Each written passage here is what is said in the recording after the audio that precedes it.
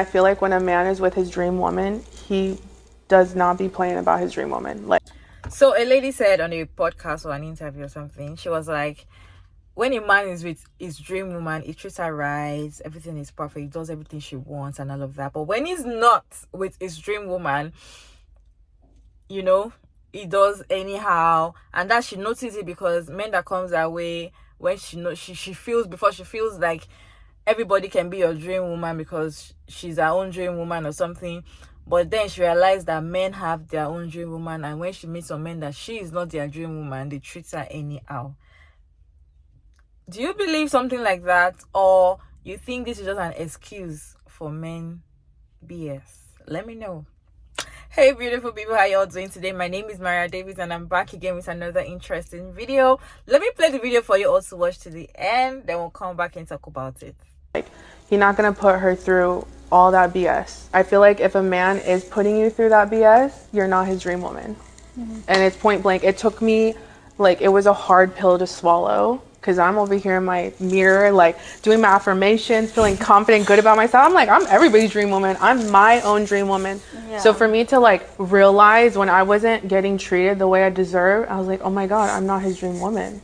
And it was like nothing I could do about it. Like, I could be the most beautiful, like, fix my hair to the way he likes, or like make him, cook it for him, like whatever, like, I needed to do. It would never be enough because I'm not his dream woman.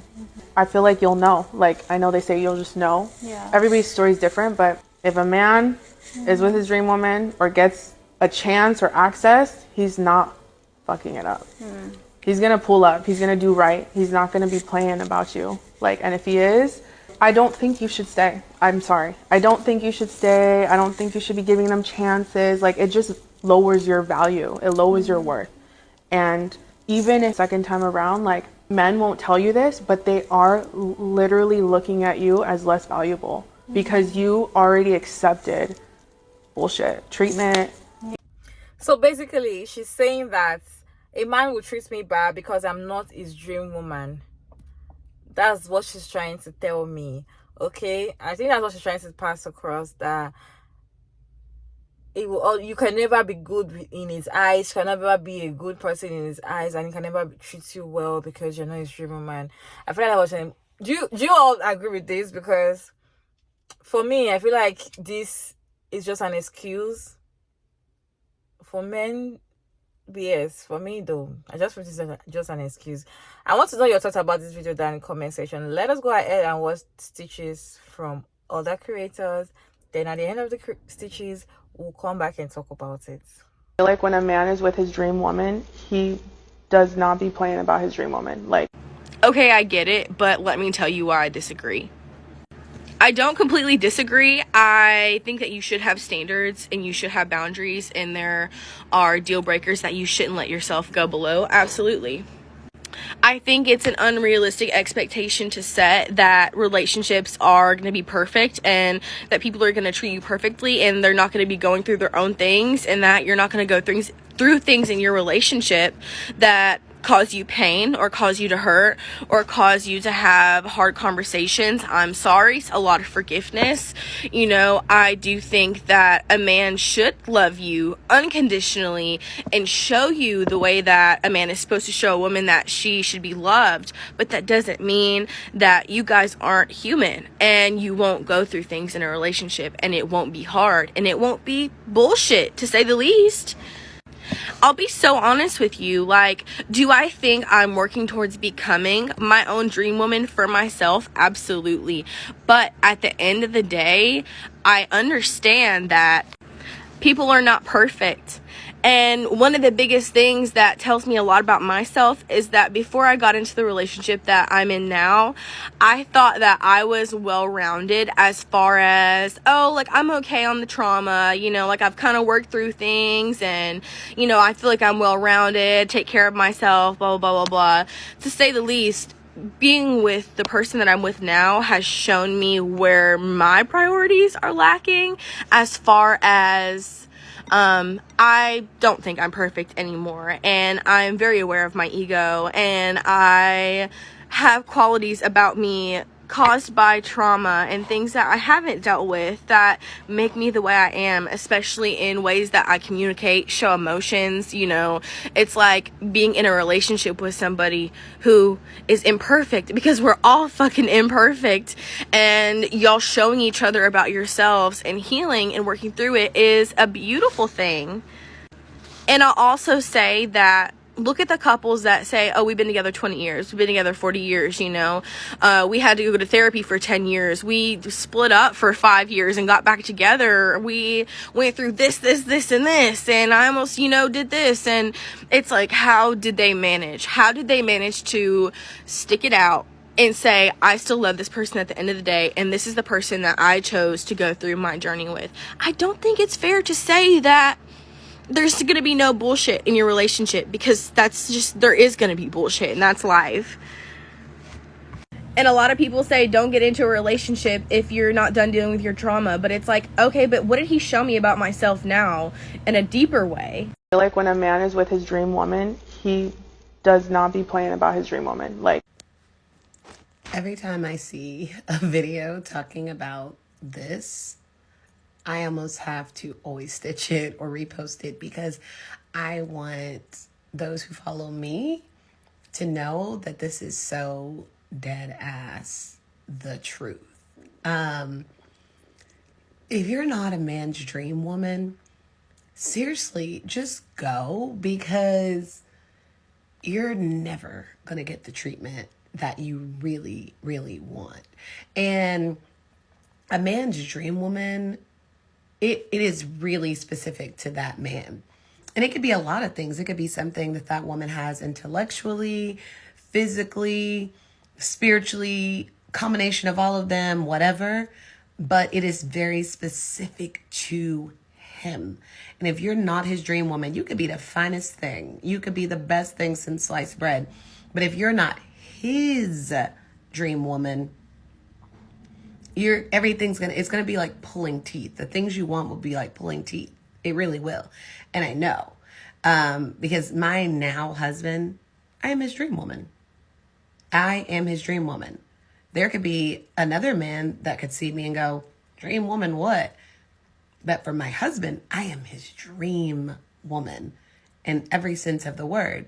What he likes physically, mentally, spiritually, intimately, all of it. I am his dream woman. And because of that, I rarely hear the word no. I mean, this man will climb mountains, fight wars, whatever it takes to make sure that I'm safe, that I'm relaxed, that I'm happy, that I'm peaceful, that I feel abundant, that all of the above.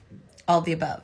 And like I said, and it doesn't mean that like everything in your relationship will be perfect. I'm not saying that. But what I'm saying is the things that you want, the things that you need, you will almost never have to ask this man for those things twice, because he's either going to get it with no problem, or he gonna damn near die trying to get it for you.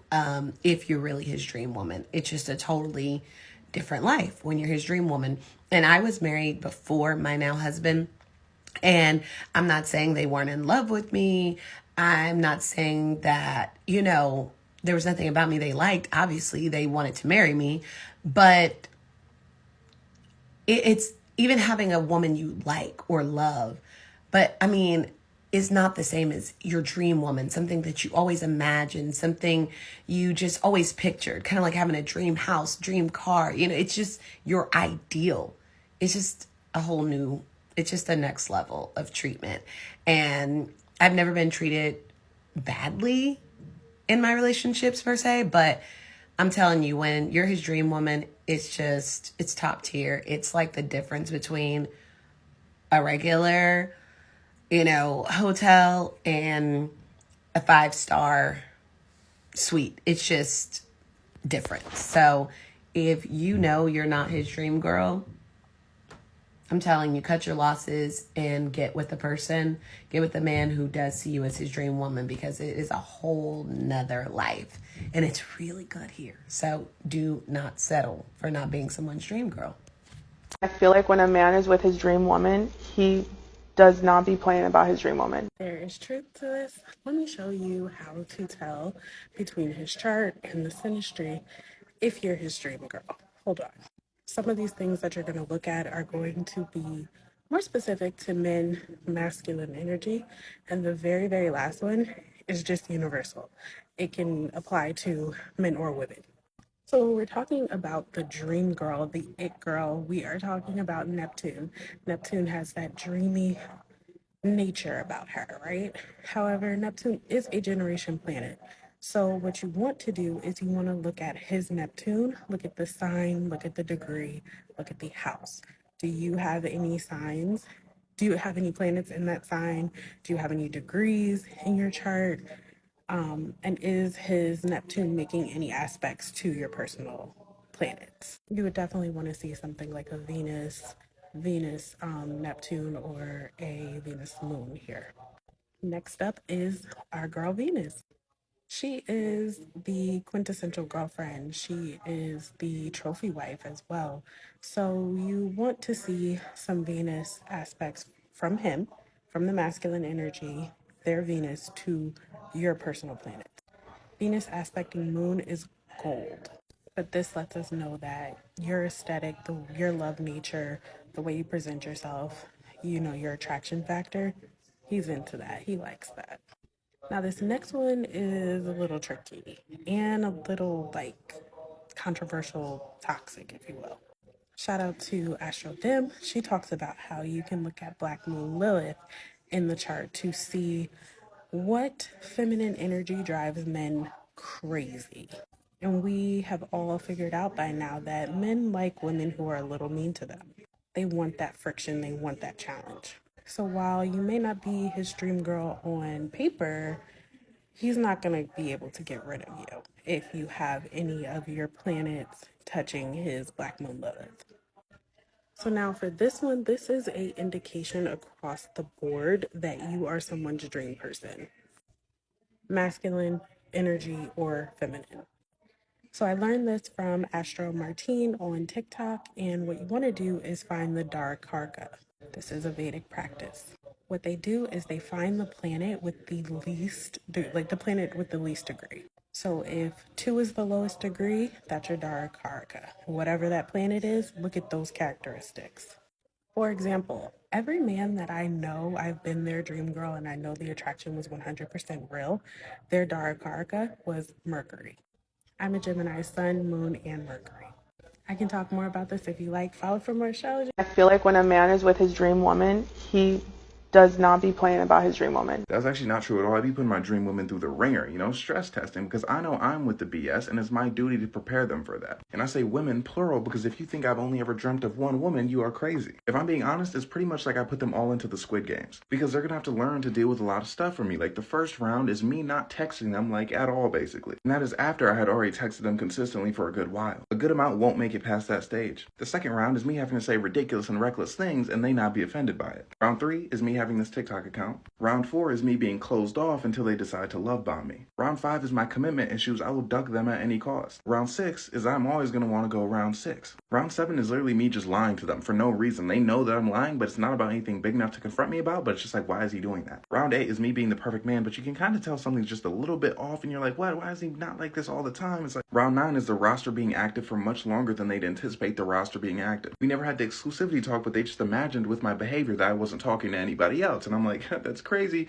Roster's always active. Round 10 is me desperately not wanting to go public with them. Round 11 is me having perfectly good reasons to not want to go public with them and they can't argue with it because it's so valid. It frustrates them. Round 12 is them realizing that me saying I don't want to go public with them means I don't even want to go outside with them. Round 10 through 12 is almost like a superset. Happens in very quick succession. Round 13 is once I agree to go out in public with them, I'm very visibly uncomfortable. Round 14 is I'm not going to hold your hand because we're two adults. Like, what do we look like? Round 15 is them putting together that I'm so affectionate in private, but not at all in public. Round 16 is me gaslighting them and being like, if you really liked me, you wouldn't care where I showed you affection. Round 17 is me not wanting them to meet anybody that I know. Round 18 is me wanting to meet their friends, but not their family. I think you can see why that might arouse suspicion. Round 19 is me choosing to become close to at least one of their friends. Round 20 is me gaslighting them and being like, what, you don't want me to get along with your friends? This leads to a big argument. Round 21 is me very obviously checking out the relationship mentally until they choose to love bomb me again. Round 22 is me refusing to be the one who proposes. And I won't guarantee that I'll say yes to them because I kind of want it to be a surprise. Round 23 is me being super uptight about my wedding plans because I have my vision and I have to be the star of the show. Round 24 is me having a panic attack on my wedding day, throwing a huge hissy fit and making a scene. Round 25 is at the wedding before my little hissy fit, I kind of got close to some of your female relatives and it makes you a bit uncomfortable. I'll never cheat though, babe. You got nothing to worry about. Round 26 is on our honeymoon. I'm gonna feel the overwhelming urge to make some money. I'm just gonna start hustling and you're gonna feel so left out and I'm like, sorry babe, I just gotta wake up and grind. Round 27 is she's gonna want a kid and I'm gonna sit there and pretend I don't want to, but I really do though, but I kind of just want her to like convince me because I kind of like, you know. Round 28, she gets pregnant and I'm not a supportive husband. It's not like I'm a bad husband at that point in time. I'm just not very supportive. Like they'll ask me about something and I'm like,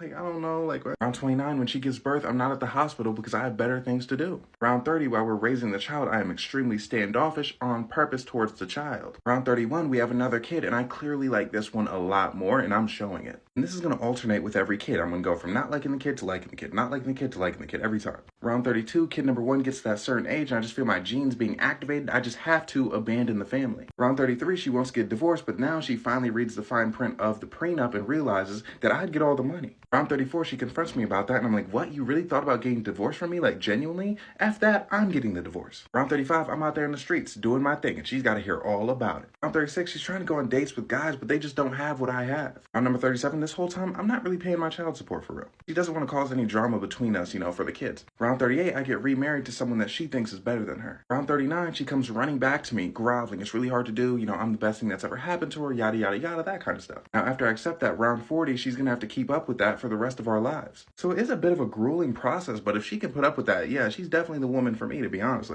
feel like when a man is with his dream woman, he does not be playing about his dream woman. Like, this is the biggest lie told to women. The biggest lie ever told to women. Because let me tell you something. You think that emotional competence, good communicational skills, and having empathy comes out of nowhere just because a man is with his dream woman? It doesn't, babes. That is a skill set that you either have it or you don't. And the reason that like this lie is perpetuated is because it places the blame on the woman. Because ultimately, if you're with a man that is not treating you well, instead of being like, oh, you just don't have good relationship skills, you're like, it's because I'm not his dream woman. Let me tell you something. It doesn't take much to be a man's dream woman. All you gotta do is be his type and remind him a little bit of his mother. And let me tell you something. He's still gonna fuck up if he doesn't know how to be in a relationship. So this whole rhetoric of, it's just that I'm not his dream woman. No. He does not know how to be in a relationship. If you're still here, definitely you're enjoying this video. Don't forget to like and share and subscribe, and comment your thoughts about this particular topic down in the comment section. Kindly make your comments respectfully, and I see your lovely comments. I see them and I appreciate them. You are mwah. Thank you so much for engaging in my videos. Okay, throughout all the stitches, I feel like the one that actually spoke what I want to say is the last stitch. And you can tell me that because I'm not a man's dream woman, he has the right to treat me however he wants to treat me because I'm not his dream woman. Then I'll have to blame myself. Oh my God, because I'm not his dream woman, then this man, that's why he's treating me like that, because I'm not his dream woman. That is just an excuse for whatever they do. It's just an excuse and making him feel like, okay, yes, you're not my dream woman. And you all listen to the dude, the only dude that was in the stitch. I feel like personally, I feel like you can love anybody. As we're human, we can love anybody, anywhere, anyhow, anytime. We can love anybody. You can fall in love with anybody. The person you might have even pictured in your mind as your dream man or your dream woman might not even be the kind of person that you actually fall in love with. You might even see that person you've pictured. You might, oh, I love it, dark can shine or whatever, tall, dark and handsome dude. I want a white man. I want this. I want, I want a muscle. You might meet those kind of men and you don't even fall in love with them. You don't even like them. You don't even want to spend the rest of your life with them. Because you can fall in love with anybody. And at the end of some people that tend to like tall guys, dark and handsome, they end up married or having to be with a short, fair man. And that's not because they changed their dream man. It's because You can fall in love with anybody, and when a man treats you right, it doesn't determine if it was your dream man or a dream woman or whatever. This is just, I feel like this is an excuse for some men BS. To me, I feel like this is just a lie. This is just a lie. Oh my god, when a man doesn't treat me right, I assume that I'm not his dream woman. It's just a lie. To me though, to me, I won't take that. I won't take that. I can't accept that. It's just a lie. To me, that's my opinion. We are all entitled to our opinion, okay? You can agree with that, it's fine. You can disagree with me, it's fine, okay? But that's just for me. You can't tell me that I'm not your dream woman, that is why you're treating me like this. No, you can't do that. If I'm not even your dream woman, why did you come and meet me? Why did you walk up to me? Why are we together? Why are we dating to start with? No, you can't do that. I can't accept that. I really can't accept that from any dude, you know. No. I don't believe whatever she said in the for the first creator in the video. I don't believe it, and I don't accept it. For me, there's something, I don't think, for me, I know there's something like dream man and dream woman, but then it's not like this man has to treat me right because I'm his dream woman. And the other one that was saying, oh, my husband, I'm his dream, my husband dream woman, and my husband dream woman. Oh, he will still cheat on you. Even if you are his dream woman, they will still stain your wives. That's how we say it here. Men will stain your wives at the end of the day. Even if you are their dream woman, they will still stain your wives. They will still do whatever they want to do. They will do it with their full chest. Even if you're their dream woman. It just takes a man on his own, like on its own. I don't even know how to put it. Before he can treat a woman right, it doesn't have to be like, oh, because I'm his dream woman, which is whatever I want, he gives me. I don't believe that. Oh, I don't. Let me know your thoughts about this video down in the comment section. Thank you all so much for sticking around to this point. I hope you enjoyed this one. Don't forget to like and share and subscribe and all of that good stuff. And of course, I'll see you all in my next video. Bye.